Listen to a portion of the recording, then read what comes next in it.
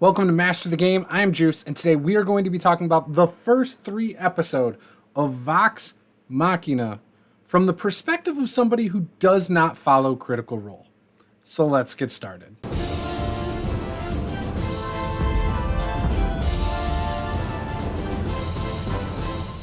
All right, so Vox Machina is out right now on Amazon Prime. It came out on January 28th, and I gotta say, I was surprised about some things. As somebody who has not followed Vox Machina or Critical Role in depth, I've watched a couple episodes of their streams before. I've jumped in on things while they were live on Thursday nights for a very little bit. I've also watched clips and highlights here and there, but I really don't know much about the characters or the lore of the setting. I do have the first Tal'Dorei book that came out about 4 years ago that I have read part of it. Can't remember what I've read because it's been a few years, but I remember liking what I read. Now, I have been wanting to watch this because I thought this might be a way for me to get into Critical Role. I had tried to watch season 1 of Critical Role. I could not get into it. I think it may have been the production values or something along those lines that really just kept me from getting into it. I have this week started season 2, and I made it about an hour in. I do like it so far. It's obviously not Vox Machina. I believe it's all new characters, a whole new storyline. Maybe it's the Mighty Nine. I'm not sure, but about an hour in on that, and so far I'm enjoying that. So, decided on Friday morning while my kids were getting ready for school, I was going to watch this. I was like, oh, they're only 26 minutes. I was up at like 6 a.m. My kids didn't have to go to school till 8. I was like, oh, I'll throw it on and we'll watch a cartoon. I had my 6-year-old and 3-year-old in the room. I would not recommend watching Vox Machina with children in the room. Within a matter of minutes, you had gore, multiple F-bombs, the B word being used, some other swearing. You had sexual references, cartoon nudity, implied sexual acts that you couldn't necessarily see, but you could kind of tell what was going on. So again, not something that children should be watching. Now, I didn't even think to check what is the rating of this. Yeah, it's rated 16 and up. So that was on me. But anyways, when my 6-year-old and my 10-year-old went to school, I finished the episodes. And I will say I really, really enjoyed it. Now, I've watched the whole thing, the first 3 episodes, twice now.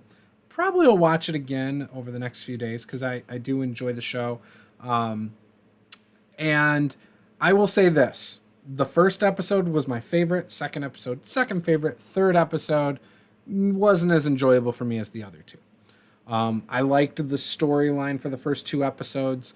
I've heard people say that they think the pacing is a little bit too much, too quick.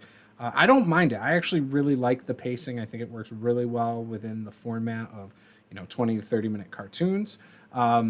So far, really like the characters. I don't know if the dynamic portrays their campaign on stream and stuff as well as in the cartoons, but I can say I so far like the chaotic mess of a party that they are.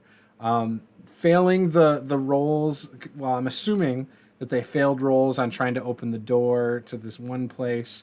In fact, I think 2 of the 3 characters failed before the one stepped up and did a good job. I thought they did a great job capturing that in the show. There's a couple other times where it feels like, yes, this could be a very D&D moment. There are references to Dungeons and Dragons that I think are really, really well done. To me, I put this show up there. I don't know if I consider it as good as The Dragon Prince. It might be better once we have the full season. So then we can compare it to a show like, say, Dragon Prince on Netflix or something along those lines. However, so far, first 3 episodes, fantastic. Highly recommend it. If you are somebody who's on the fence, thinking, oh, maybe I'll watch it, maybe I won't. Is it worth getting Amazon Prime? That's up to you to decide if it's worth it. I would probably wait until the whole season's out and do the Amazon Prime. I think it's like a 14-day free trial. I would do that so you could watch the whole season.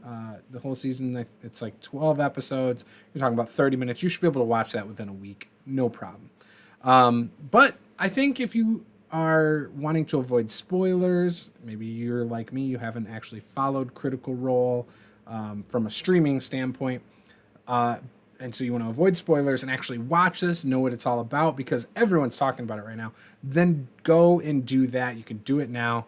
You'll probably find that you will want to get the Amazon Prime subscription, at least until the whole season's done. There's other good shows on Amazon Prime too, so it's worth it, I think. But yeah, so when it came down to it, though, the thing I really liked about the first episode is it set up the party, and there might be spoilers here, but it really set up the party, I think, to grow. They did not look tough enough to handle the big bad evil guy early on. In fact, they seemed very outmatched. They weren't working together. You can already tell there are characters motivated by good. There are characters motivated by gold. And again, it feels like a D&D party. However, they still work together. They still, try to overcome their differences. And I think, again, this is reminiscent of a Dungeons and Dragons adventuring party. Once you get into episode 2, they start gelling a little better. They use some teamwork in some instances, and you can really see how they use their abilities together, their spells. It seems to make a lot of sense. I like some of the magical item references you get in episode 2. Even episode 1, I think, had some really cool things. There is some stuff that might make some people get emotional, in early episodes, depending on their sensitivity to things. So, there's good things built into the episode. Now, episode 3, you start getting into a specific character's backstory, and I guess this is when they started streaming their games. This is the actual story arc of their campaign that you watched on Critical Role. It's called like the Briarwood, something like that. Anyways, and you're discovering Percy's background a little bit. Percy's the gunslinger in the game, or in the show. And if you guys are curious, Critical Role originally was playing with Pathfinder. They moved to D&D 5e back in 2014. And so he was playing a gunslinger. Matt kind of homebrewed some stuff for a gunslinger, and that's kind of how that came to be. So he's playing this gunslinger, which so far in the show, I like his character, but I'm not really drawn to his character, and that could just be personal preference. And so I'm really interested to see how this arc plays out. Again, episode 3, I think because I'm not as interested in that character yet. I love the voice actor. Love him. I think he does a great job. I just haven't felt connected to that character yet. And maybe that's because that's not like a character I would ever play. I don't know. But so far, I'm on the fence about his character and where this arc is going without knowing what happens, So, episode 3 again, to me, we'll see how it develops over the next few episodes. Doesn't come out again until Thursday. Thursday night, Friday morning. And so again, I've got a few days. I'll probably rewatch it, pay more attention to Percy, heading into that next episode. But looking forward to it. I will be watching every episode, and maybe I'll do a weekly video on it. Just giving you guys my thoughts and opinions on the most current episodes.